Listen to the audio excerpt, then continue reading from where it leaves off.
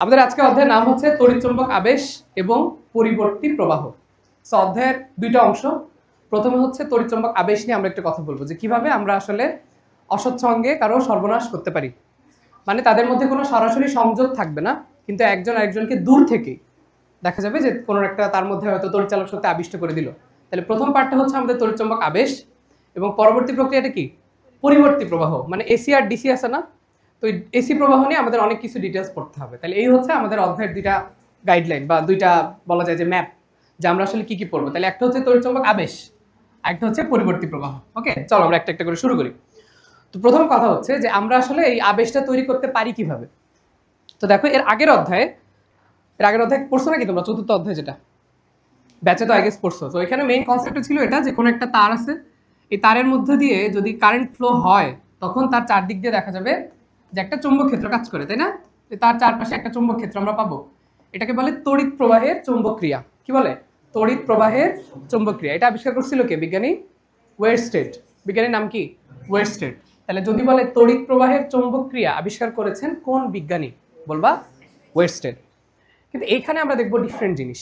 তাহলে এখানে কি ছিল যে কারেন্ট ফ্লোর জন্য চৌম্বক ক্ষেত্র তৈরি হচ্ছে, এখানে আমরা দেখবো পুরোপুরি আলাদা একটা জিনিস। দেখো এখানে একটা কুণ্ডলী আছে। কুণ্ডলী মানে কি, যে কোনো একটা পাইপ বা কিছু একটা তার গায়ে দেখো যে তার পেঁচানো, এবং তার মধ্যে কিন্তু ব্যাটারি বা অন্য কিছু নাই, আছে কিছু? শুধু একটা গ্যালভানোমিটার দেয়া আছে, আর কিন্তু কিছু নাই। আছে বলো? দেখতে পাচ্ছ কোথাও কোনো ব্যাটারি নাই? তো তার পাশে একটা আমি ম্যাগনেট নিয়ে আসলাম এবং তাকে আমি বারবার এরকম আনা নেওয়া করতে থাকলাম, একবার ভেতরের দিকে একবার বাইরের দিকে, ভেতরের দিকে বাইরের দিকে। এবং নেওয়ার ফলে দেখা গেল কি যে এখানে গ্যালভানোমিটারটা তো প্রথমে একদম সোজা ছিল, পরে দেখা গেল গ্যালভানোমিটারটা হয় একটু ডান দিকে গেল অথবা বাম দিকে গেল। তাহলে আমি বুঝতে পারলাম যে একটা ম্যাগনেটের ফলে আমার এখানে একটা তড়িৎচালক শক্তি বা এখানে আসলে একটা কারেন্ট তৈরি হয়েছে। এই ঘটনাটাকে বলে তড়িৎচুম্বক আবেশ। তাহলে আবেশ মানে বোঝা হচ্ছে আর একটা ভাব। ভাব মানে হচ্ছে যে মানে তড়িতের একটা ভাব তৈরি হয়েছে এটার মধ্যে, বুঝছো? তাহলে জিনিসটা তৈরি হচ্ছে কিসের মাধ্যমে? একটা ম্যাগনেটের ফলে। তাহলে এই যে একটা চৌম্বকের ফলে একটা তড়িৎ ক্ষেত্র তৈরি হচ্ছে, এটাকে বলে তড়িৎচুম্বক আবেশ। তড়িৎচুম্বক আবেশ। এখন একটু চিন্তা করে দেখো যে আমি চৌম্বকটা যতক্ষণ আনা নেওয়া ধরো বন্ধ করে দিলাম, স্থির অবস্থায় দাঁড় করে দিলাম, দেখো যে একটা চৌম্বক ক্ষেত্র যতক্ষণ পর্যন্ত আমি আনা নেওয়া করছি ততক্ষণ পর্যন্ত এখানে তড়িৎ ক্ষেত্র ছিল। কিন্তু আমি যদি চৌম্বকটা নিয়ে স্থির অবস্থায় এখানে দাঁড়ায় থাকি, কোনো তড়িৎ ক্ষেত্র কাজ করবে বলো? তখন কিন্তু আর কাজ করবে না। তার মানে অবশ্যই এই চৌম্বকটাকে গতিশীল হতে হবে, চৌম্বকটাকে গতিশীল হতে হবে, বা এই কুণ্ডলী এবং চৌম্বকের মধ্যে একটা আপেক্ষিক গতি থাকা লাগবে। কি থাকা লাগবে? আপেক্ষিক গতি। মানে একজন যদি আরেকজনের সাপেক্ষে স্থির হয় তাহলে এখানে তড়িৎচালক শক্তি বা তড়িৎচালক আবেশ তৈরি হবে না। বোঝা গেল? তাহলে এটা হচ্ছে আমাদের ফ্যারাডে সাহেবের পরীক্ষা ছিল। তো ফ্যারাডের নাম আমরা পড়বো। তো প্রথম কথা হচ্ছে যে ভাইয়া এই তড়িৎচালক শক্তি আমরা কয়ভাবে তৈরি করতে পারি? মোটা দাগে আমরা 3 ভাবে তৈরি করতে পারি, বুঝছো বেসিকটা? তো প্রথমে হচ্ছে মনে করো একটা বদ্ধ কুণ্ডলী, কুণ্ডলীর মধ্যে কিচ্ছু নাই, দেখো করে একটু তার পেঁচানো আছে, আর একটা আছে হচ্ছে গ্যালভানোমিটার। সো আমি কি করলাম, একটা চুম্বক ক্ষেত্র নিয়ে গেলাম, মানে একটা ম্যাগনেট। তো ম্যাগনেটের তো দুইটা প্রান্ত, একটা নর্থ একটা সাউথ, তাই না বলো? তো এটাকে আমি বারবার এখানে আনা নেওয়া করলাম। আনা নেওয়া করলে কি হবে? এটার মধ্যে থেকে আমাদের কিছু চুম্বক বলরেখা বের হবে। তো এই চুম্বক বলরেখা বের হইলো, এবং চুম্বক বলরেখা গিয়ে দেখা গেল কি যে এই বর্তনীটার মধ্যে একটা তড়িৎ প্রবাহ শুরু করে দিল।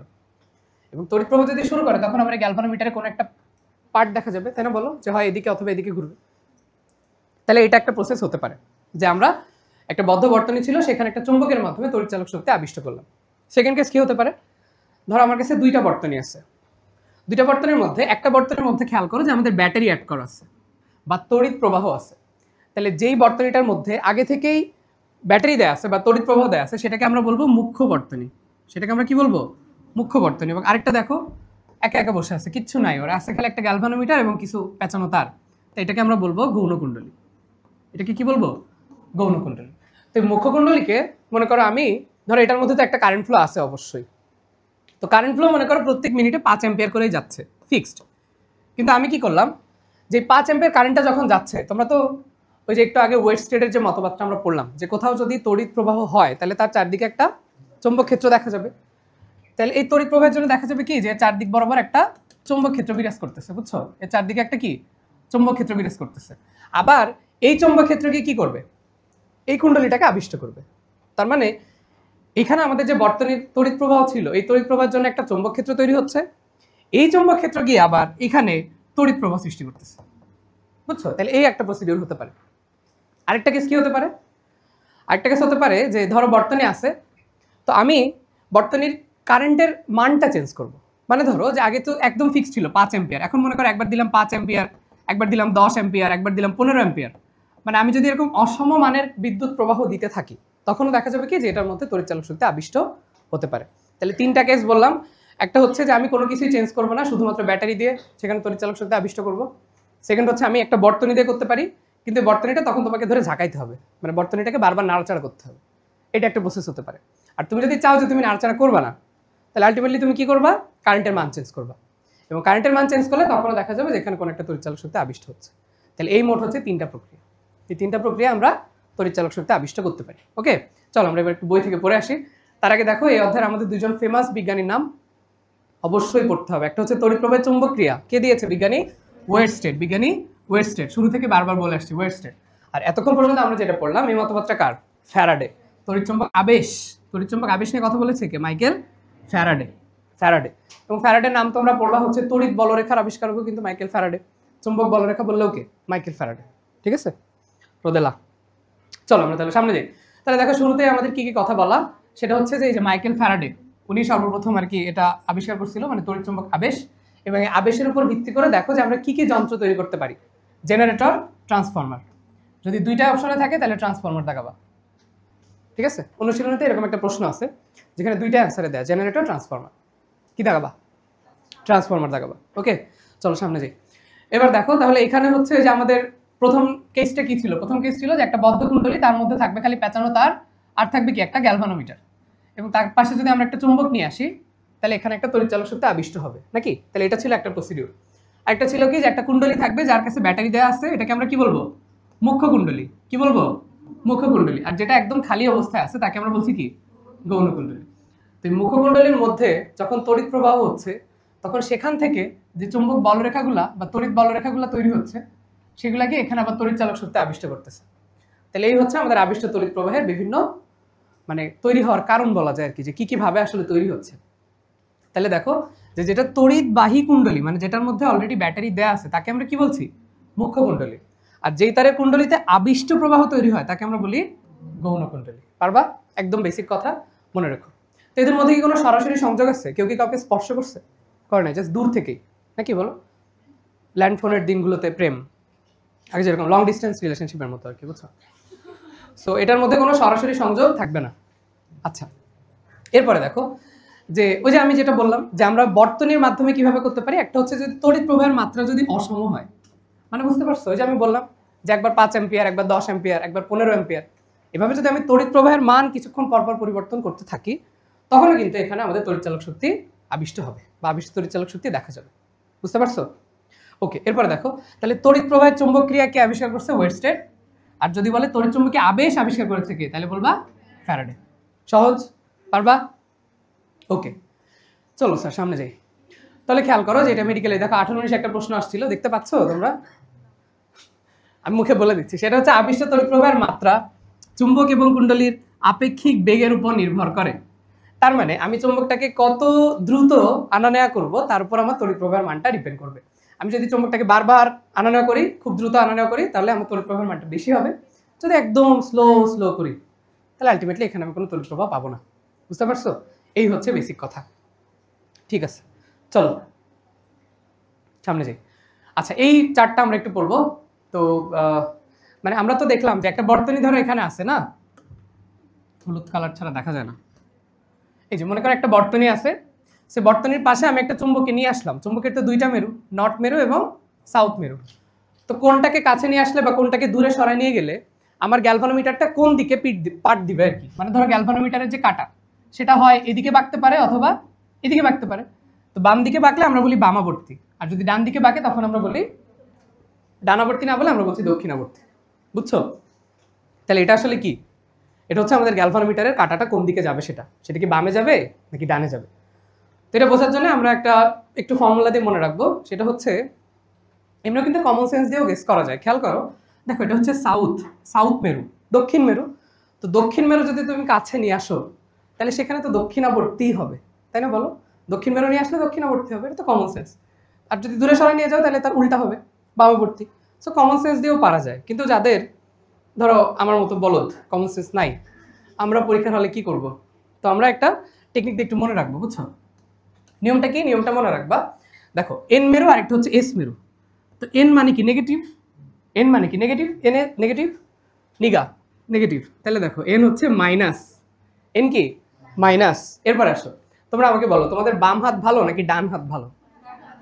বাম হাত ভালো, ডান হাত ভালো। বাম হাত মনে রাখো সবচেয়ে খারাপ, বাম হাত হচ্ছে বস্তি, তাই আমরা বামকে বলবো কি নেগেটিভ, বামকে বলবো নেগেটিভ। আর দেখো কোনো মানুষ আমাদের কেউ যদি নিকটে আসতে চায় সেটা ভালো না খারাপ?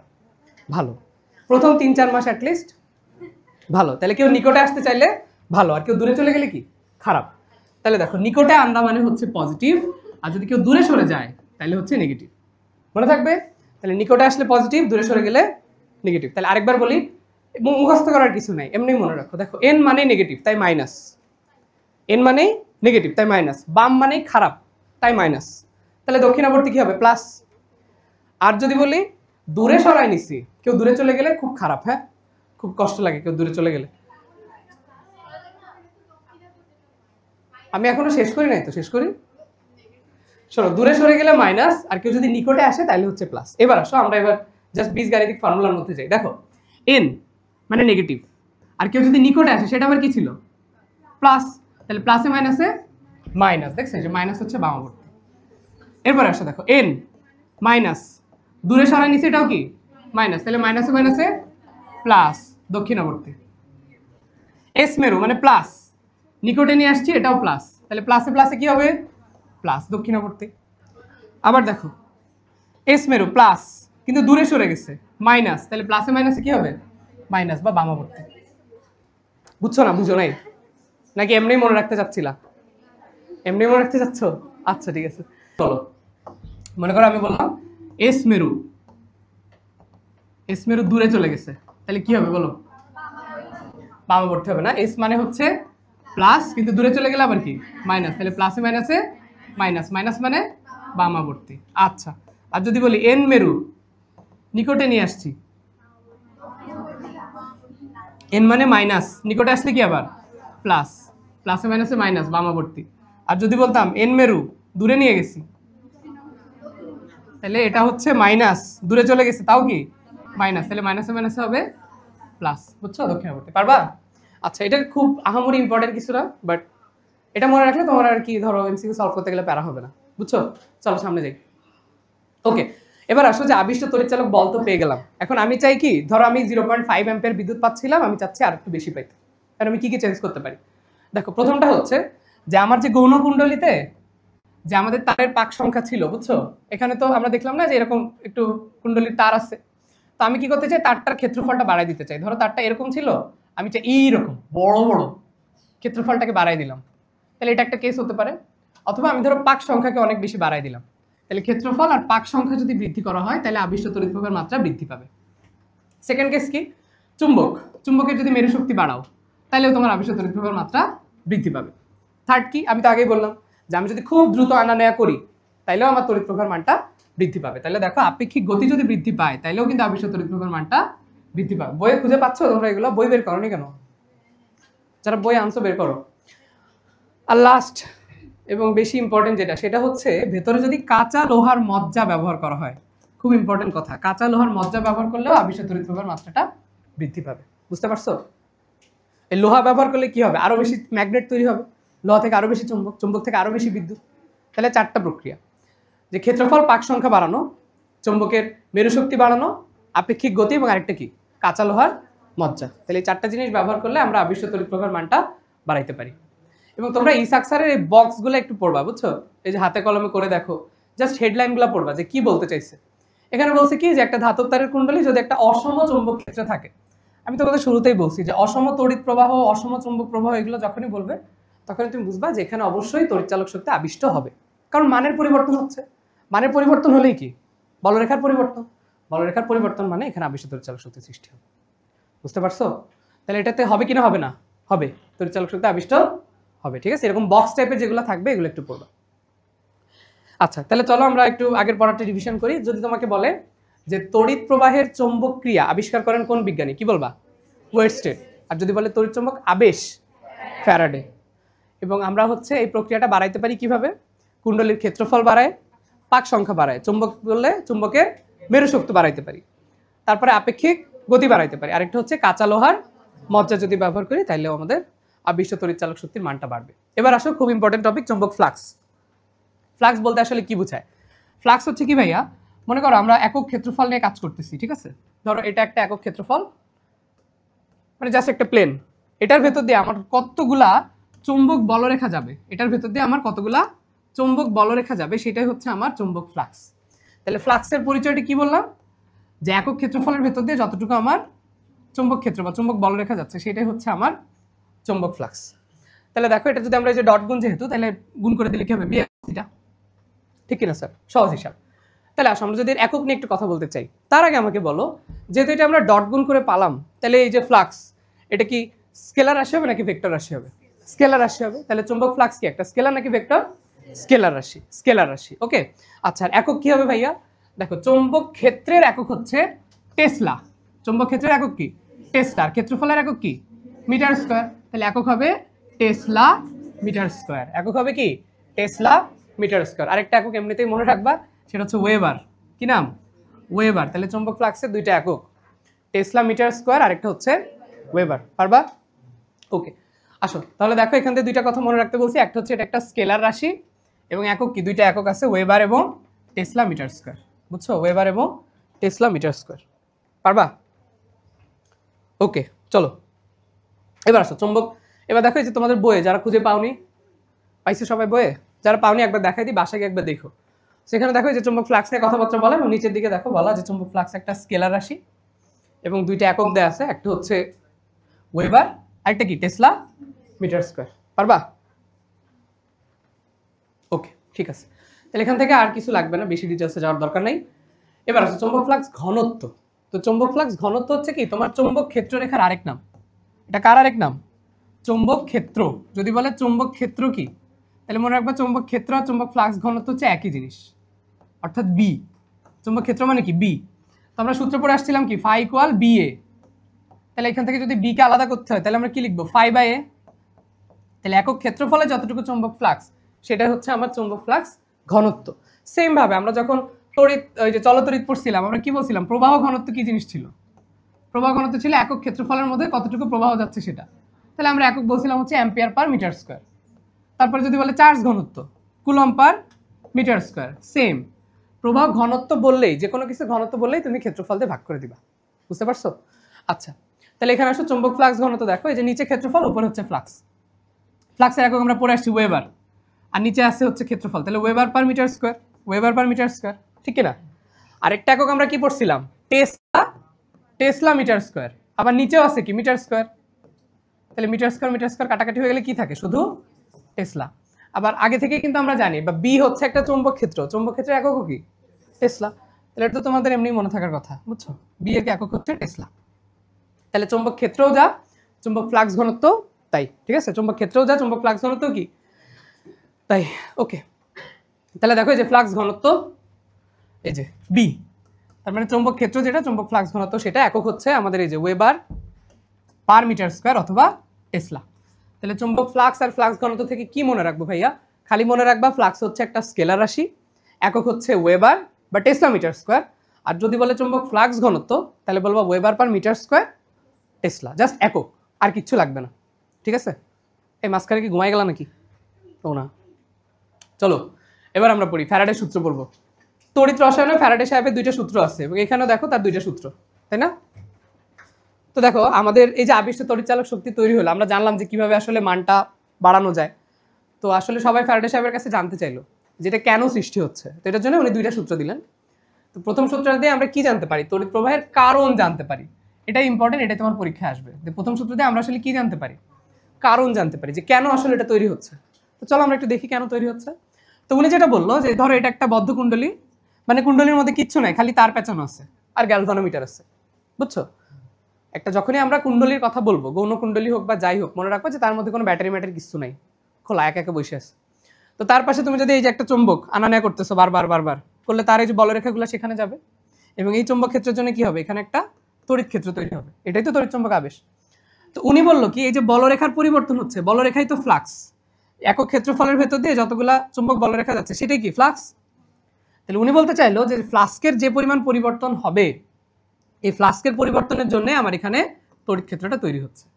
তাহলে উনি বলল যে ফ্লাক্সের পরিবর্তন এটাই আমাদের তড়িৎচালক শক্তি সৃষ্টির কারণ। তাহলে প্রথম সূত্রে ফ্যারাডে সাহেব কি বলল, যে আমরা যখন একটা চুম্বককে আনা নেয়া করছি তখন তার মধ্যে যে তড়িৎচালক শক্তির পরিবর্তন হচ্ছে সেটাই আমাদের ফ্লাস্কের পরিবর্তন হচ্ছে সেটাই আমাদের তড়িৎচালক শক্তি সৃষ্টির কারণ। বুঝতে পারছো? চলো আমরা বই থেকে একবার একটু পড়ি।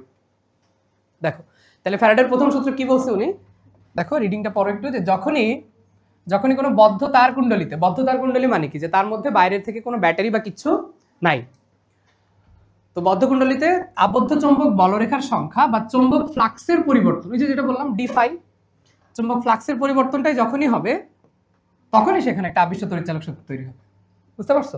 তাহলে প্রথম সূত্র দিয়ে আমরা কি জানতে পারলাম, কারণ, এবং কারণটা কি, ফ্লাক্সের পরিবর্তন। কারণটা কি, ফ্লাক্সের পরিবর্তন। এটা হচ্ছে আমাদের ফ্যারাডের প্রথম সূত্র। দ্বিতীয় সূত্র কি ভাইয়া, কারণ জানলাম, মান লাগবে না, মান লাগবে। তাহলে মান জানার জন্য আমাদের ফ্যারাডে সাহেবের দ্বিতীয় সূত্র, যেখানে উনি বললেন যে সময়ের সাপেক্ষে আমাদের যে ফ্লাক্সের পরিবর্তন হচ্ছে সেটা হচ্ছে যে আমাদের কতটুকু তড়িৎচালক শক্তি আবিষ্ট হবে তার সমানুপাতিক। তাহলে ই সমানুপাতিক d∅/dt, হ্যাঁ, যে একক সময়ে কতটুকু ফ্লাক্সের পরিবর্তন হচ্ছে সেটা আমাদের তড়িৎচালক শক্তির সমানুপাতিক। তো এটা দিয়ে আমরা আসলে তড়িৎ প্রবাহের মানটা জানতে পারি, যে আবিষ্ট তড়িৎ প্রবাহ যে সৃষ্টি হলো এটার মান কত, সেটা কি 5 অ্যাম্পিয়ার, 10 অ্যাম্পিয়ার, কত। তাহলে প্রথম সূত্র দিয়ে আমরা জানতে পারি কারণ, দ্বিতীয়টা দিয়ে আমরা কি জানতে পারি, মান। আচ্ছা এবার আসো, যে এখান থেকে যে সমানুপাতিক চিহ্ন উঠে এখানে মনে করো কে বা এল, যে কোনো একটা সমানুপাতিক ধ্রুবক হয়তো বসাই দিল, তো তখন এটাকে বলা হলো নিউম্যানের সূত্র। মানে যদি তোমার বইয়ে দেখবে এভাবে লেখা আছে যে আমাদের ফ্যারাডের দ্বিতীয় সূত্রের গাণিতিক রূপ দিয়েছিলেন কোন বিজ্ঞানী, বলবা নিউম্যান। তাহলে ফ্যারাডের দ্বিতীয় সূত্রের গাণিতিক দিয়েছিলেন কে, নিউম্যান। তাই ফ্যারাডের দ্বিতীয় সূত্রের আরেক নাম হচ্ছে নিউম্যানের সূত্র। পারবা? তাহলে ফ্যারাডের দ্বিতীয় সূত্রের আরেক নাম কি, নিউম্যানের সূত্র। কেন নিউম্যানের সূত্র, কারণ তিনি এটা গাণিতিক রূপ দিছিলেন, গাণিতিক রূপ দিছিলেন। তাহলে ফ্যারাডের দুইটা সূত্র, প্রথম সূত্র দিয়ে আমরা কি জানতে পারলাম, কারণ আবিষ্ট তড়িৎচালক শক্তি কেন সৃষ্টি হচ্ছে। দ্বিতীয় সূত্রতে আমরা কি জানতে পারলাম, মান, যে কতটুকু মানের আমরা পাবো। তাহলে কারণ পারলাম, মান পারলাম, দিক লাগবে না। দিকের জন্য কার সূত্র, কি নিউম্যান না, এই যে আসো। তাহলে আমরা একটু রিডিং পড়ি, দেখি দ্বিতীয় সূত্রের রিডিংটা একটু পড়ি। যে দেখো এখানে কি বলছে, যে আমাদের সময়ের সাথে, হ্যাঁ, সময়ের সাথে কতটুকু চৌম্বক ফ্লাক্স বা ফ্লাক্সকে যে পরিবর্তন হচ্ছে সেটা আমাদের তড়িৎচালক শক্তি বা ওই পরিবর্তনের সমানুপাতিক। এবং পরবর্তীতে দেখো দ্বিতীয় সূত্রে গাণিতিক রূপ দিছিল কে, গাণিতিক রূপ দিছে বিজ্ঞানী নিউম্যান, তাই এটাকে বলা হয় নিউম্যানের সূত্র। ক্লিয়ার? ওকে স্যার, চলো এবার আসি। তাহলে দিক জানার জন্য আমরা দেখো লেঞ্জের সূত্র বলবো। দিক জানার জন্য কার সূত্র, লেঞ্জ। আমরা চতুর্থ অধ্যায়ে তোমরা মনে হয় একটা সূত্র পড়ছো, নাম হচ্ছে লরেন্স বল। কি ছিল, কে বলতে পারবা? একসাথে কাজ করে, যে ধরো একটা কিউ মানে চার্জ আছে, তার মধ্যে একই সাথে তড়িৎ ক্ষেত্র কাজ করতেছে, আবার চৌম্বক ক্ষেত্র। তাহলে এই যে কিউই এবং এর পাশে কি হয়, কিউ ভিবি, তাই না, মানে ভি ক্রস বি আর কি। তো এই দুটাকে একসাথে আমরা বলি হচ্ছে লরেন্স বল। এটা দিয়ে আমার কলেজে একবার কুইজে একটা প্রশ্ন দিছিল লরেন্স বল দিয়ে, ডাব্বা মারছিলাম, পারি নাই। মানে আমি স্টুডেন্ট থাকা অবস্থায় চুম্বকের অধ্যায় দুটো আমার কাছে খুব কঠিন লাগতো, বুঝছো। চতুর্থ অধ্যায় তো ভয়াবহ কঠিন লাগতো, পড়তে ইচ্ছা করতো না। এবং আমাদের একাডেমিক এটা অনেক সময় নিয়ে পড়েছিল, প্রায় 1.5-2 মাস সময় নিয়ে পড়েছিল আর কি। যাও, তাহলে আমরা দিক জানার জন্য কার সূত্র ফলো করব, লেঞ্জের সূত্র। কার সূত্র, লেঞ্জের সূত্র। এবং লেঞ্জের সূত্রের মাধ্যমে আমরা দিক জানতে পারবো, বুঝছো। তো একটু আগে তুমি যে ফর্মুলাটা পড়ে আসলা, ধরো ই ইকুয়াল ছিল হচ্ছে d∅/dt, তো লেঞ্জ এসে বললো যে না, এটার আগে একটা মাইনাস বসবে, এটার আগে একটা মাইনাস বসবে। হ্যাঁ, এটা হচ্ছে আমাদের দিক বোঝায় আর কি, এর বেশি কিছু তোমার মেডিকেলের জন্য লাগবে না। এবং মনে রাখবা লেঞ্জের সূত্র হচ্ছে শক্তির নিত্যতা প্রকাশ করে, লেঞ্জের সূত্র শক্তির নিত্যতা প্রকাশ করে। অনুশীলনীতে এরকম ডিরেক্ট প্রশ্ন আছে যে কার সূত্রের মাধ্যমে আমরা শক্তির নিত্যতা জানতে পারি, বলবা লেঞ্জের সূত্র। বুঝতে পারছো? আছে বইয়ে লেখা, দেখাচ্ছি চলো। তাহলে লেঞ্জের সূত্র কি দেখো, বাংলা কথা হচ্ছে যে এটা দিয়ে আমরা আসলে অভিমুখটা জানতে পারি, যে কোন দিকে হবে আবিষ্ট তড়িৎচালক শক্তিটা, ওকে, কোন দিকে হবে। এবং এটার বাংলা কথাটা এরকম, যে যেই কারণে আবিষ্ট তড়িৎচালক শক্তি সৃষ্টি হবে, সৃষ্টি হওয়ার পর সে কারণকেই বাধা দেয়। হ্যাঁ, বাংলা কথাটা একটু পড়বা, যে সৃষ্টি হওয়া মাত্রই যেই কারণে সে সৃষ্টি হয় সেই কারণকেই সে বাধা দেয়। বুঝতে পারছো? তাহলে লেঞ্জের সূত্র দিয়ে আমরা আসলে কি জানতে পারি, আবিষ্ট তড়িৎচালক শক্তি এবং প্রবাহের দিক জানতে পারি। তাহলে আমরা কারণ জানতে পারি কিসের মাধ্যমে, ফ্যারাডের প্রথম সূত্র। কারণ জানতে পারি কি দিয়ে, প্রথম সূত্র। মান জানতে পারি দ্বিতীয় সূত্র, আর দিক জানতে পারি লেঞ্জের সূত্র। পারবা? পারবা স্যার? এই যে দেখো ই ইকুয়াল -n d∅/dt, দেখা যাচ্ছে? চলো সামনে যাই। ওকে, তাহলে এই পর্যন্ত আমরা যা যা পড়লাম আরেকবার একটু বলি, শোনো। তাহলে প্রথমে আমরা পড়ছি হচ্ছে চুম্বক ফ্লাক্স থেকে, চলো আরেকবার একটু রিভিশন করে আসি। ওকে, তাহলে চুম্বক ফ্লাক্সের ক্ষেত্রে দুইটা কথা মনে রাখতে বলছি, খালি একক পড়বা কি, যেটা একটা স্কেলার রাশি, এবং একক হচ্ছে ওয়েবার অথবা কি টেসলা মিটার স্কোয়ার। আর চুম্বক ফ্লাক্স ঘনত্ব বললে ওয়েবার পার মিটার স্কোয়ার অথবা tesla, weber per metre square অথবা টেসলা। আচ্ছা, এরপরে আমরা জানছি হচ্ছে ফ্যারাডের দুইটা সূত্র। তো প্রথম সূত্র দিয়ে আমরা আসলে জানতে পারি তড়িৎ আবিষ্ট তড়িৎ প্রবাহের কারণ জানতে পারি, কেন তৈরি হচ্ছে। কারণটা কি? ফ্লাক্সের পরিবর্তন। কারণ কি? ফ্লাক্সের পরিবর্তন। ফ্লাক্স মানে কি, এটা কি বুঝো? ওই যে একক ক্ষেত্রফলের ভেতর দিয়ে যতগুলা চুম্বক বলরেখা যাচ্ছে সেটাই হচ্ছে কি? ফ্লাক্স। তাহলে মাথার মধ্যে অ্যাটলিস্ট মানে ফিল করবা যখন একটা রিডিং পড়বা যে আমি আসলে কি পড়লাম, বোঝার চেষ্টা করি একটু। তাহলে ফ্লাক্সের যখন পরিবর্তন হচ্ছে তখনই আমাদের সেখানে একটা তড়িৎচালক শক্তি সৃষ্টি হচ্ছে। এই তাহলে প্রথমটা হচ্ছে কারণ, দ্বিতীয়টা মান। দ্বিতীয় সূত্র দিয়ে আমরা মান জানতে পারি। উনি বললো যে সময় সাপেক্ষে যতটুকু ফ্লাক্সের পরিবর্তন হবে ততটুকুই তড়িৎচালক শক্তি আবিষ্ট হবে। এবং এটার গাণিতিক রূপ দিয়েছিলেন কে? বিজ্ঞানী নিউম্যান। ওটা ঘুমাইছে কেন? ও না, শুনতেছো? ঠিক আছে, তো এটাকে বলে নিউম্যানের সূত্র।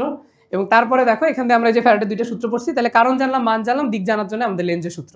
এবং লেঞ্জের সূত্র কি বলছি? এটা শক্তির নিত্যতা প্রকাশ করবে। ওকে, পারবা? চলো স্যার সামনে যাই। ওকে, ঠিক আছে। এবার আসো আমরা আবেশ নিয়ে একটু পড়বো, স্বকীয় আবেশ এবং পারস্পরিক আবেশ। দেখা যাচ্ছে সাদিয়া? কষ্ট পেও না প্লিজ। এবার আসো আমরা স্বকীয় আবেশ আর পারস্পরিক আবেশ। তো স্বকীয় আবেশ বলতে কি বোঝায়? মনে করো এখানে আমার একটা বর্তনী ছিল, সাদিয়ার জন্য এই পাশে আঁকতেছি। দেখো এই হচ্ছে মনে করো একটা বর্তনী, এবং তার পাশে তুমি একটা চুম্বক আনা নেয়া করলা। আনা নেয়া করলে নিশ্চয়ই বর্তনীর মধ্যে একটা তড়িৎচালক শক্তি সৃষ্টি হবে। তো যেহেতু এখানে বর্তনী একা একাই তো বসে আছে, ওর সাথে তো আর কোনো বর্তনী নাই, বলো? ওই যে সে যে বসে আছে একা একা, রঙিন স্বপ্ন তার মনেতে, ওরকম একটা স্বপ্ন নিয়ে বসেছিল, কিন্তু চুম্বককে তাকে বসে থাকতে দিল? বলো, দিল না। সে বললো এই তুই তড়িৎচালক শক্তি সৃষ্টি কর। তো এই যে সে একা একাই হয়ে গেল, এটাকে বলে হচ্ছে স্বকীয় আবেশ। কি বলে? স্বকীয় আবেশ। যে একটাই বর্তনী ছিল তখন আমরা তাকে বলবো স্বকীয় আবেশ। তো দেখো আমরা তো প্রথম সূত্রে পড়ে আসছি যে ফাই সমানুপাতিক আই, পড়ছি না? যে যতটুকু ফ্লাক্সের পরিবর্তন হবে সেটাই হচ্ছে আমাদের তড়িৎ, মানে যতটুকু প্রবাহ হবে তার সমানুপাতিক। তো আমরা যদি সমানুপাতিক চিহ্ন উঠাই তাহলে ফাই ইকুয়ালস কি পাচ্ছি? L I. এল এর পরিচয় কি? এল এর পরিচয় হচ্ছে স্বকীয় আবেশ গুণাঙ্ক। এল দিয়ে মনে রাখবা লোনলি। এলতে কি? লোনলি, মানে একা একা বসে আছে তো, তাই এল হচ্ছে লোনলি। তাহলে স্বকীয় আবেশ গুণাঙ্ক, ঠিক আছে? মানে একা একা, I am so lonely, broken Angel. এবার দেখো স্বকীয় আবেশ গুণাঙ্কের একক কি? একক হচ্ছে হেনরি। একক কি? হেনরি। আমরা আরো একটা একক বের করব, তবে আপাতত এটা একটু মনে রাখো। এরপরে আসো, একা একা কি সবাই বসে থাকবে? সবাই তো একা একা বসে থাকবে না, কেউ কেউ আছে যে দুইটা বর্তনী নিয়ে কাজ করবে, তখন আমরা তাকে বলবো পারস্পরিক আবেশ।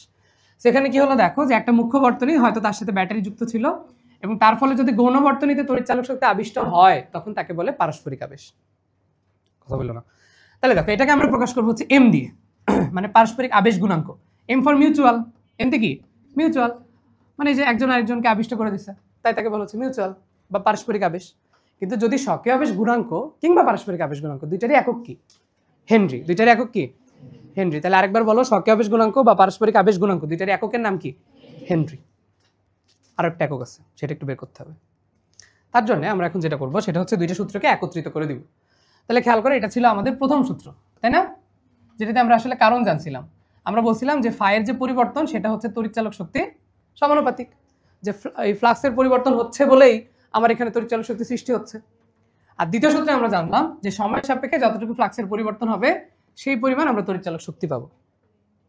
এবং এই দ্বিতীয় সূত্রের গাণিতিক রূপ দিছিল কে? বিজ্ঞানী নিউম্যান। কে দিছিল? নিউম্যান। তাই ফ্যারাডের দ্বিতীয় সূত্রকে কি বলে? নিউম্যানের সূত্র।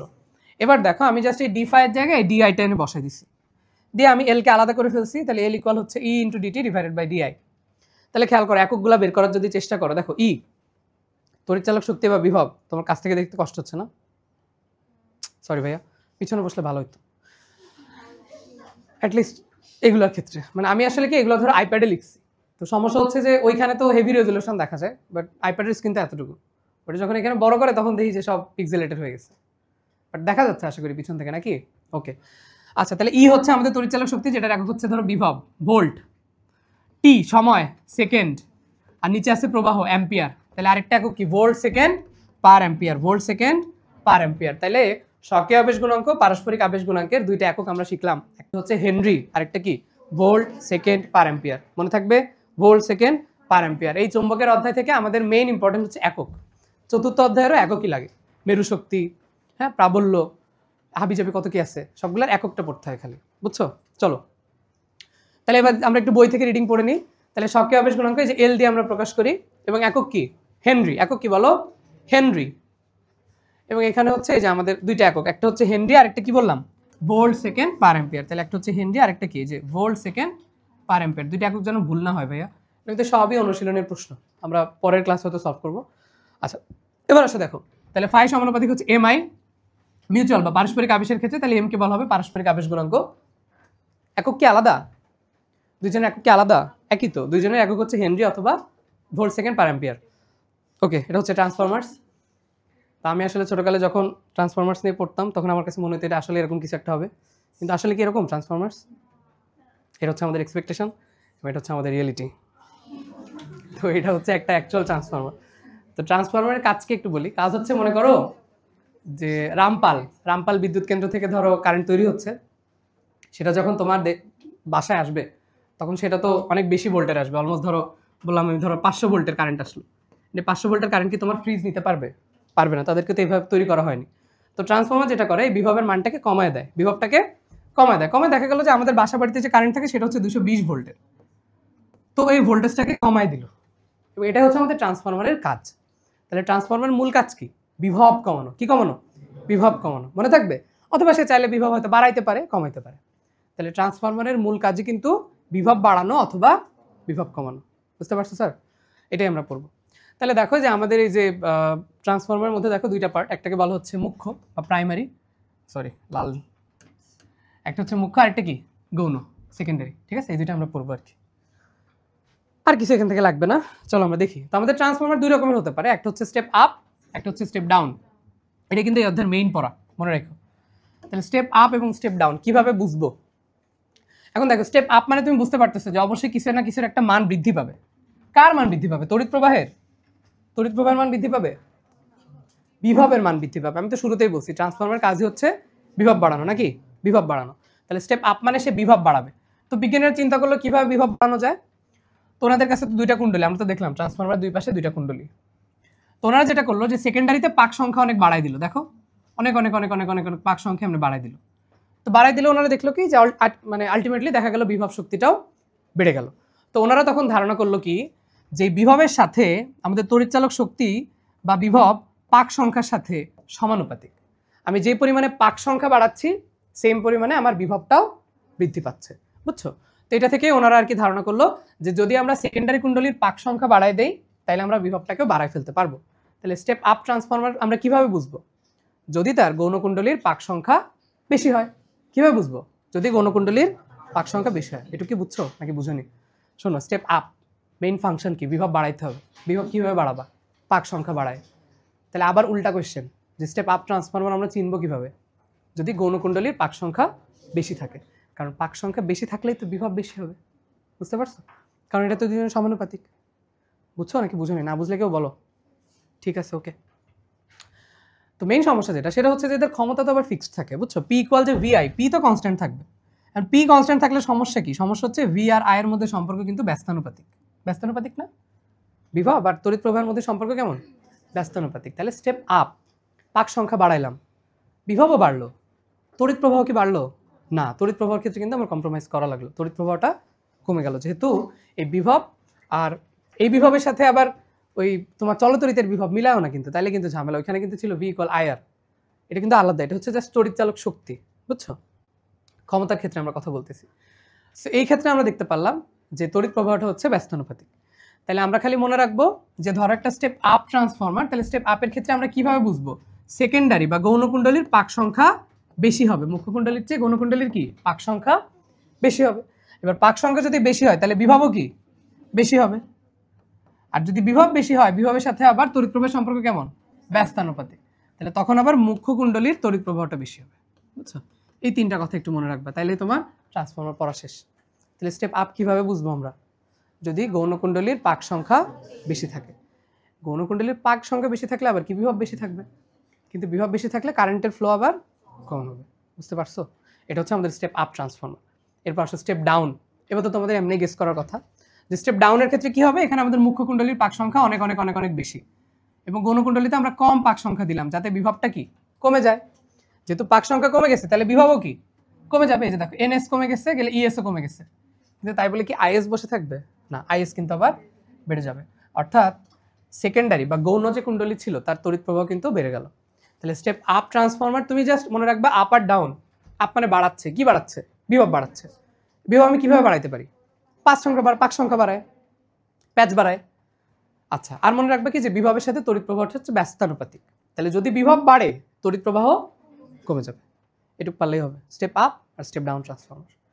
তোদের ওই যে ক্ষমতা তো ফিক্সড থাকে, বুঝছো? ক্ষমতা ইকুয়াল কি? ধরো আমি যদি বলি যে পি ইকুয়াল কিন্তু আমাদের ভিআই, তো ভি না লিখে মনে করো আমি লিখলাম হচ্ছে ই। ওকে, তাহলে আমি লিখতে পারি ES IS equal EP IP. লিখতে পারি? বলো পারি, আশা করি। তো এটা থেকে কিন্তু আমাদের ওই যে পরের সূত্রটা আসছে। তাহলে দেখো ইএস বাই ইপি এটা ইকুয়াল কি হবে? এই যে আইপি বাই আইএস, কারণ তখন আমাদের যে গুণফলটা ফিক্স থাকতেছে ইএস আইএস ইপি আইপি। এবং এটা থেকে আমাদের এই যে ট্রান্সফর্মার যেটা বিখ্যাত সূত্র, যেটাতে তোমাদের অনেক ম্যাথ করা লাগে, এটা আসছে।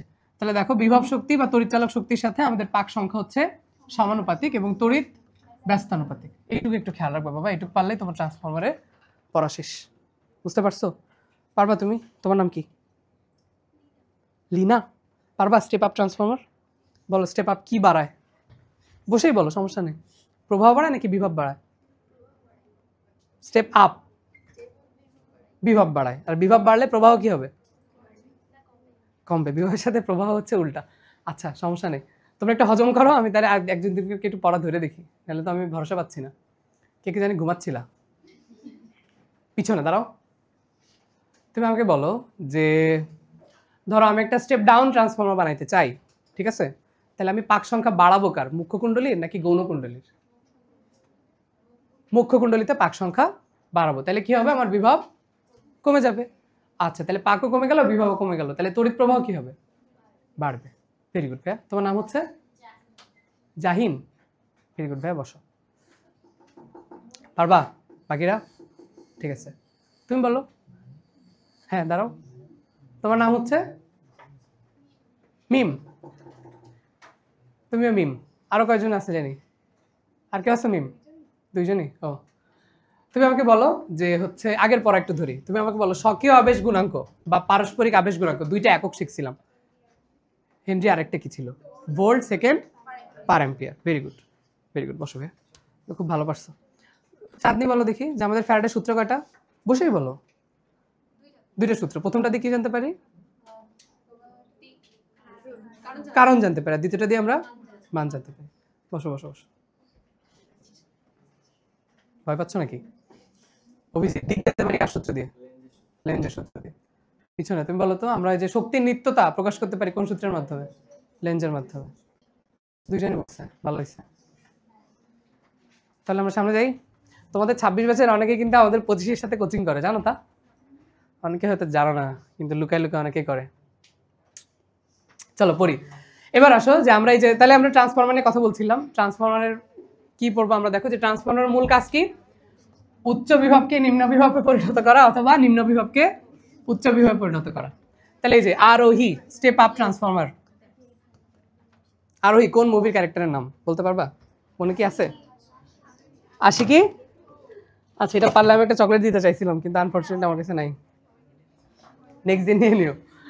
তাহলে দেখো আরোহী স্টেপ আপ, আর অবরোহী হচ্ছে স্টেপ ডাউন ট্রান্সফরমার। ও আমার কাছে অনেকেই মনে হয় চকলেট পায়। সরি ভাইয়া, দিয়ে দিব। আচ্ছা আসো এবার খেয়াল করো এখান থেকে। আর হচ্ছে এই যে আমাদের যে ট্রান্সফরমার যে বেসিক ফর্মুলাটা, যে এটা যেন ভুল না হয় ভাইয়া, তুমি সুন্দর করে লিখবা ইপি বাই ইএস। এবার বলো ই এর সাথে পাক সংখ্যা সম্পর্ক কেমন? সমানুপাতিক। তাহলে কি লিখবো? NP, NP by NS. এবার কি লিখবো? IS by IP. পারবা না? পারবা? ঠিক আছে। আচ্ছা ধরো আমি একটা লিখলাম তোমাকে যে এনপি বড় এনএস এর চেয়ে, তাহলে এটা কি স্টেপ আপ না স্টেপ ডাউন? Step down. আচ্ছা যদি ইএস বড় হয় ইপি এর চেয়ে, তাহলে সেটা স্টেপ আপ। তাহলে সে কি বাড়াচ্ছে? বিভব বাড়াচ্ছে, প্রবাহ। পারবা? ঠিক আছে, চলো সামনে যাই। এবার বলো যে ট্রান্সফরমার কি তুমি এসি কুণ্ডলিতে লাগাবো নাকি ডিসি কুণ্ডলিতে? Mixed answer. কেন? এসিতে লাগাবো। এসিতে না লাগালে তো কারেন্টের চেঞ্জ হবে না। যদি ফ্লাক্সের পরিবর্তন না হয় তাহলে তড়িৎচুম্বক আবেশিত তৈরি হবে না। জেনারেটর বা ট্রান্সফরমারটা তৈরি হচ্ছে আবেশের উপর ভিত্তি করে। তাহলে অবশ্যই আমরা এসি উৎসের সাথে তাকে যুক্ত করব। কার সাথে? এসি উৎসের সাথে। হ্যাঁ দেখো এই যে ট্রান্সফরমার শুধুমাত্র পরিবর্তী ভোল্টেজে কাজ করে। কোথায়? পরিবর্তী ভোল্টেজে কাজ করে। এই সহ্য করতে হবে। আচ্ছা, এরপরে আসো, এখানে দেখো যে মুখ্যকুণ্ডলিতে তড়িৎচালক বল এবং গৌণকুণ্ডলিতে তড়িৎচালক বলের দশা পার্থক্য হচ্ছে 180 ডিগ্রি। স্বাভাবিক ভাই, মুখ্য আর গৌণ একজন আরেকজনের বিপরীত, তাই কত হবে? 180 ডিগ্রি হবে দশা পার্থক্য। ঠিক আছে, সৌরভ গাঙ্গুলি ফ্রম দাদাগিরি। চলো এবার আমরা একটু এসি এবং ডিসি প্রবাহ নিয়ে একটু কথাবার্তা বলি। এটা বললে আমাদের মোটামুটি টপিক শেষ। কেমন, খুব বেশিক্ষণ তো হয়নি, আর আই গেস 10-15 মিনিট লাগবে। ওকে, আসো তাহলে আমরা দুই রকমের প্রবাহ শিখবো, এসি এবং ডিসি। তো ডিসি দেখো, ডিসি মানে এই যে গ্রাফটা দেখো কত সুন্দর না, একদম স্ট্রেইট চলে গেছে, কোনো বাধা ধরা নিয়ম নাই, মানে একদম নিজের মতো নিজে চলে গেছে, কত সুন্দর। এটা হচ্ছে আমাদের একমুখী প্রবাহ বা ডিসি, ডিরেক্ট কারেন্ট যেটাকে আমরা বলি। এটার উদাহরণ ধরো ড্রাই সেল বা ওই যে শুষ্ক কোষ, আমরা ব্যাটারি যেগুলো ব্যবহার করি এগুলো হচ্ছে সবই ডিসি। আর বাসা বাড়িতে যে কারেন্ট দিতেছে এগুলো কি? AC, alternating current. তো এসির ক্ষেত্রে দেখো এই যে আমাদের দিক দেখছো একবার চেঞ্জ করতেছে, এপাশ দিয়ে ওপাশ দিয়ে। এটা কি আমাদের সাইনের গ্রাফ নাকি কোসাইনের গ্রাফ? সাইনের গ্রাফ। এটা কার গ্রাফ? সাইনের গ্রাফ না? ওই যে পর্যাবৃত্ত গতিতেও কিন্তু আমাদের এরকম সেম একটা গ্রাফ ছিল। তাহলে সময়ের সাথে সাথে যার দিক বা দশা পরিবর্তন হয় তাকেই বলে দিক পরিবর্তী প্রবাহ। ভালো কোনটা, এসি না ডিসি? এসি ভালো, দেখা যাক কি ভালো হয়। এবার আসো দেখো, সো আমরা পর্যাবৃত্ত ধর্মেও কিন্তু এরকম একটা গ্রাফ করছিলাম, ইফ ইউ রিমেম্বার। এরকম একটা গ্রাফ আমাদের ছিল, তাই না? বলো, সাইনের একটা গ্রাফ ছিল, ঠিক কিনা? এটাকে আমরা বলতাম বিস্তার এ। আর আমরা যদি যে কোনো একটা পয়েন্টের সরণ বের করতে চাইতাম তখন আমরা কি বলতাম? ওয়াই বা এক্স, ওয়াই ইকুয়াল এ সাইন ওমেগা টি। মনে আছে এই সূত্রটা? পর্যাবৃত্ত গতিতে, পর্যাবৃত্ত গতি হয়ে গেছে না তোমাদের? তো বাচ্চাকালের চ্যাপ্টার। তাহলে ওয়াই ইকুয়াল কি? এ সাইন ওমেগা টি। এটার মধ্যে পরিচয়গুলো একটু বলো দেখি। এর পরিচয় কি ছিল? বিস্তার বা সর্বোচ্চ মান, তাই না? আর ওমেগা ছিল কৌণিক কম্পাঙ্ক বলা যায়। তো এখানেও খেয়াল করো যে আমাদের এটাও যেহেতু একটা সাইনের গ্রাফ, এটা হচ্ছে একটা দিক পরিবর্তী প্রবাহ বা এসি প্রবাহের একটা গ্রাফ, ঠিক আছে? তো এটাও কিন্তু আমরা সেম ফর্মুলা দিয়ে প্রকাশ করতে পারি। তো সূত্র দেখো, equal E nought sine omega T. তাহলে যে ই নট বা আই নট, এই জিনিসটা কি? এটা কিন্তু আমাদের সর্বোচ্চ মান। এই যে এই পয়েন্টটা, এটা কিন্তু সেই ই নট, এটা কিন্তু সেই ই নট বা আই নট, বুঝতে পারছো? তাহলে এটা হচ্ছে আমাদের সেই বিস্তারের বিন্দু। আর ওমেগা কি? ওমেগা হচ্ছে কৌণিক কম্পাঙ্ক। তো কৌণিক কম্পাঙ্ক যদি বের করতে দেয় আমরা কিভাবে বের করবো? যে ওমেগা ইকুয়াল আমরা জানি 2π/t, 1/t মানে হচ্ছে আবার f। তাহলে ওমেগা ইকুয়াল আমরা কি লিখতে পারি? 2πf, ঠিক আছে? এটা কিন্তু অবশ্যই আসবে পরীক্ষায়। আমরা নেক্সট দিন অনুশীলনী সলভ করতে গেলে এগুলো সবই পাবো। চলো এবার আসো, সবচেয়ে ইম্পর্টেন্ট একটা প্রশ্ন, যে আমাদের এই যে দিক পরিবর্তী প্রবাহ, এক্ষেত্রে শূন্য থেকে শীর্ষ মানে পৌঁছাতে আমাদের কতটুকু সময় লাগে, কিভাবে বের করবো? চলো আমরা স্ট্যান্ডার্ড প্রসিডিউর ফলো করি। তো খেয়াল করো, আমরা পূর্ণ তরঙ্গ বলতে আসলে কতটুকুকে বুঝি? এইটা হচ্ছে একটা আমাদের পূর্ণ তরঙ্গ, তাই না? বলো, এই যে দুইটা ওয়েভ, এই দুইটা মিলেই তো আমাদের একটা পূর্ণ তরঙ্গ। এখানে ছিল, ঘুরে আসলো, আবার সে আগে জায়গায় ফিরে আসলো, তাহলে এটা হচ্ছে আমাদের একটা পূর্ণ তরঙ্গ। তো একটা পূর্ণ তরঙ্গ যেতে যে সময় লাগে সেটাকে বলে পর্যায়কাল, মানে বড় হাতের টি। তাহলে পূর্ণ তরঙ্গে আমাদের সময়কাল কত? মোট টি, নাকি? তাহলে তার অর্ধেকে সময় লাগবে কত? t/2। তার অর্ধেকে সময় লাগবে কত? t/4। তাহলে খেয়াল করে দেখো তো একটু স্যার, যে এটা তোমার সর্বনিম্ন অবস্থান না, বা এটাই তোমার শূন্য অবস্থান না, এবং এটা কি তোমার সর্বোচ্চ অবস্থান। তাহলে শূন্য থেকে সর্বোচ্চ যেতে তোমার কত সময় লাগলো?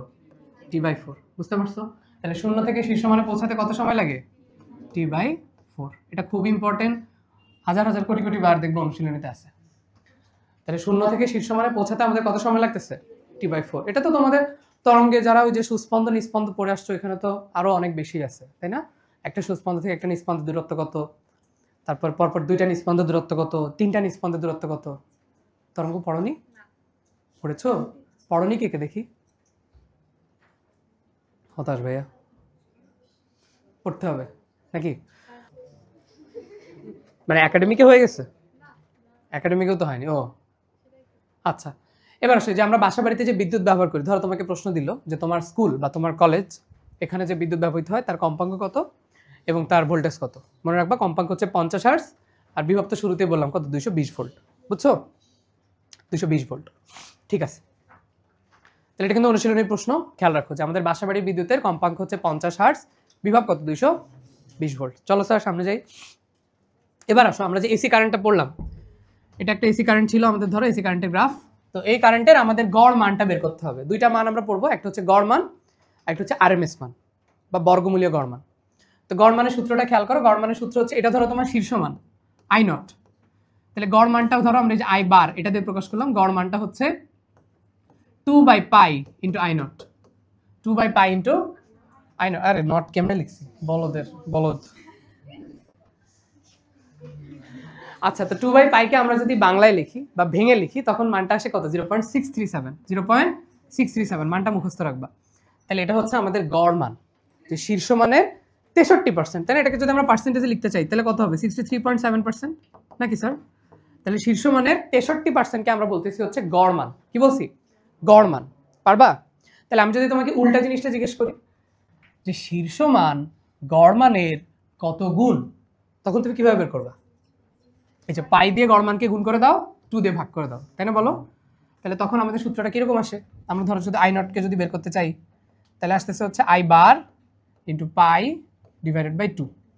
তো খেয়াল করো পায়ের মান কত? 3.14 আর নিচে আছে 2। ভাই 3/2 বের করলে কত আসে? 1.5 এর কাছাকাছি একটা ভ্যালু আসে, ঠিক কিনা? তাহলে দেখছো এটাও প্রায় 1.5 গুণ হবে আর কি, এই যে 1.57 গুণ। তাহলে 1.57 ইন্টু আই বার বা গড় মানের প্রায় 1.5 গুণ হচ্ছে শীর্ষ মান। এই দুইটা সম্পর্কে আমাদের লাগবে। তোমার পরীক্ষায় ডিরেক্ট প্রশ্ন আসবে যে নিচের কোনটি গড় মান, তুমি দেখবা 2/π অথবা 0.637 আছে কিনা। যদি উল্টাটা জিজ্ঞেস করে যে শীর্ষ মান গড় মানের কত গুণ, তাহলে বলবো 1.57। বুঝা গেল? কিন্তু সব হুবহু জাস্ট বইয়ের লাইন, আমি জাস্ট মুখ দিয়ে বলতেছি। আরেকটা বর্গমূলীয় গড় মান বা যেটাকে কার্যকর মান বলে। কি বলে? কার্যকর মান। আমরা এই যে 220 ভোল্ট বলি, এই 220 ভোল্টটা কিন্তু আসলে আরএমএস মান। বুঝতে পারছো? আচ্ছা, তাহলে গড় মানটা কি দেখো, এটা এই যে আমরা 1/√2 দিয়ে প্রকাশ করি, 1/√2 ইন্টু আই নট। তো 1/√2 কে দশমিকে লিখলে আসে হচ্ছে 0.707।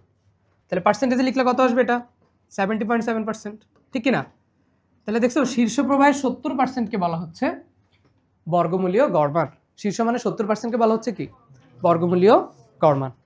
তুমি দেখতে আমার একটা স্টুডেন্টের মতো, ও হচ্ছে 22 সালে ছিল না, তুমিও তো আমার স্টুডেন্ট। ও হচ্ছে ইয়াতে পড়ে, গোপালগঞ্জ মেডিকেলে পড়ে। আমার স্কুলের জুনিয়র ছিল চৌগাছার।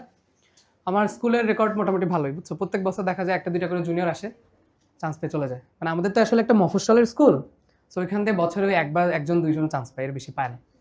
তোমাদের করোনেশনের মতো তো আমরা এত ভালো স্কুলে পড়িনি, সুযোগও ছিল না আসলে করোনেশনে পড়ার। তো কি আর করা, চলো আমরা পড়ি। আচ্ছা, তাহলে দেখো বর্গমূলীয় গড় মান, বর্গমূলীয় গড় মান কত দেখো? 0.707 বা 1/√2। তাহলে গড় মান কত ছিল? গড় মান ছিল 2/π, আর বর্গমূলীয় কত? 1/√2। এই দুইটা অবশ্যই মনে রাখো। 2/π মানে হচ্ছে 0.637, 1/√2 মানে কত? 0.707। এগুলো ভাইয়া মুখস্থ স্কিল লাগবে পুরোপুরি, মুখস্থ ছাড়া কিছু করা যাবে না। কি কত বাজে? ওকে, এখনই শেষ হয়ে যাচ্ছে। আচ্ছা, এবার আসো দেখো, এখান থেকে যদি আমি শীর্ষ মানটা বের করতে চাই তাহলে নিশ্চয়ই আমার গড় মানের সাথে √2 গুণ করতে হবে, ঠিক কিনা বলো? তো √2 এর মান কত জানো? √2 হচ্ছে 1.41, মুখস্থ রাখবা। √2 কত? 1.41। এটাকে যদি আমরা আরএমএস এর সাথে গুণ করি তখন হচ্ছে আমরা শীর্ষ মানটা পাবো। আমাদের বই এরকম একটা কথা আছে যে যদি তুমি এসিতে 220 ভোল্টের শক খাও তাহলে তুমি আসলে কত মানের শক খাবা? 311 ভোল্টের। কেন? কারণ এই যে 220 এর সাথে যদি তুমি √2 গুণ করো তখনই তুমি 311 ভোল্টটা পাবা। মানে তুমি যদি শক খাও তখন আর তুমি আরএমএস এ শক খাবা না, তখন তুমি শক খাবা কিসে? সর্বোচ্চ মানে। বুঝছো? তাহলে যদি এসিতে তোমার শক লাগে তাহলে 220 এর জায়গায় তুমি অ্যাকচুয়াল শকটা পাবা কত? 311 ভোল্টে। কিন্তু যদি তুমি ডিসিতে 220 ভোল্টের শক খাও তাহলে কিন্তু 220ই থাকবে। বুঝছো? এই জন্য বলা হয় যে এসির চেয়ে ডিসি ভালো। হ্যাঁ, দেখবা তোমার বই এরকম লেখা আছে। চলো আমরা একটু বইটা দেখি। আর এটা হচ্ছে যে আরএমএস আর গড় মানকে যদি আমরা একটা অনুপাতের মধ্যে নিয়ে আসি তাহলে এই ফর্মুলা দিয়ে নিয়ে আসা যায়। মানে আমি জাস্ট অনুপাত করছি, আর কিছু করি না, কাটাকাটি করে দেওয়া আছে। তবে দেখি না, আমি পিডিএফ দিয়ে দিব না গ্রুপে। চলো, আচ্ছা তাহলে দেখো এই যে এসি 220 ভোল্ট, ডিসিও 220 ভোল্ট, তাহলে বেশি বিপজ্জনক কে? একটু আগে পড়লাম এসি হচ্ছে বেশি বিপজ্জনক, তাই না? এসি হচ্ছে খারাপ। তাহলে দেখো এসিতে তুমি 311 ভোল্টের শক খাবা, এই আর কি। আচ্ছা, এরপরে আসো লাস্ট টপিক, আকৃতি গুণাঙ্ক। আকৃতি গুণাঙ্ক হচ্ছে যদি আমরা বর্গমূলীয় গড় মান অর্থাৎ 1/√2 into I nought divided by 2/π into I nought, অর্থাৎ বর্গমূলীয় গড় মান এবং গড় মান এই দুটাকে যদি আমরা অনুপাত করি তখন আমরা সেখানে পাবো আকৃতি গুণাঙ্ক। আকৃতি গুণাঙ্কের মানটা মুখস্থ রাখবা 1.11। কত সুন্দর একটা মান, দেখো তিনটাই 1.11। তাহলে এটা হচ্ছে আমাদের আকৃতি গুণাঙ্কের মান। বুঝতে পারছো? তাহলে আকৃতি গুণাঙ্কের মান কত? 1.11। এর সাথে আমাদের অধ্যায় শেষ। আমরা নেক্সট দিন হচ্ছে অনুশীলনীর প্রশ্ন সলভ করবো। তার আগে এই 2-3টা প্রশ্ন আছে, একটু বলে যাও। এই কি আশ্চর্য, আমার তো স্লাইড শেষ হয়নি, দাঁড়াও। দেখো প্রথম কোশ্চেন, আবিষ্ট তড়িৎ প্রবাহের দিক জানা যায় কার সূত্রের মাধ্যমে? লেঞ্জের সূত্র। বাহ, তোমরা তো খুব ভালো পারো।